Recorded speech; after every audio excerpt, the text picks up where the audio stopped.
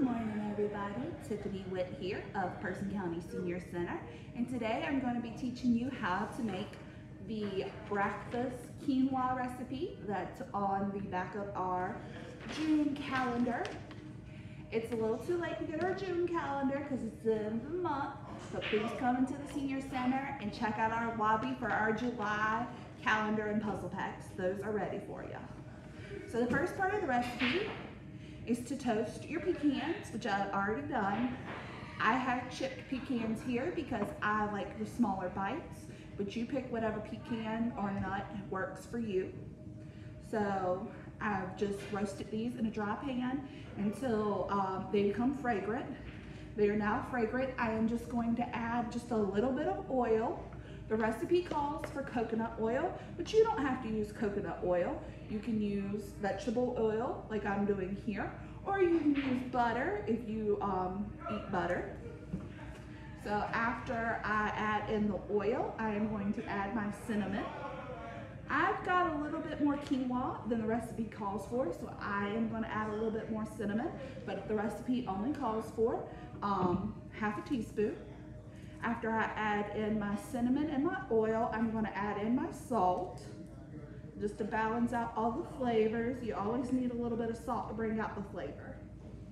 So after I add in my salt, I'm going to stir this together just until the cinnamon becomes really hot and fragrant and coats all of the nuts. And that only takes about 15 seconds. You just want it to barely heat up and cover all the nuts and get spread out and become fragrant. After we coat the nuts with the cinnamon, oil, and salt mixture, we're going to add in our quinoa.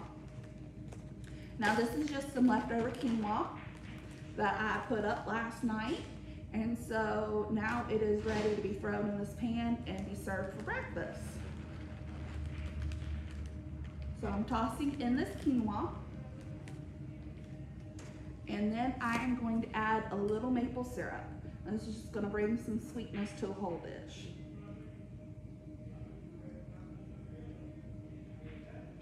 I am going to measure the maple syrup with my heart because I like things a little sweet, but the recipe only calls for a tablespoon.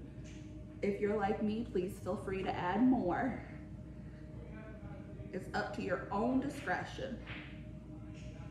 All right, that looks good on the maple syrup for me. So I am just going to continue to heat this until the quinoa is just warm through. We've done all our cooking, and now we're just getting it hot and ready for us. Once this becomes warm through, it is ready to serve for breakfast. I hope you guys enjoyed this video. Please feel free to like and comment.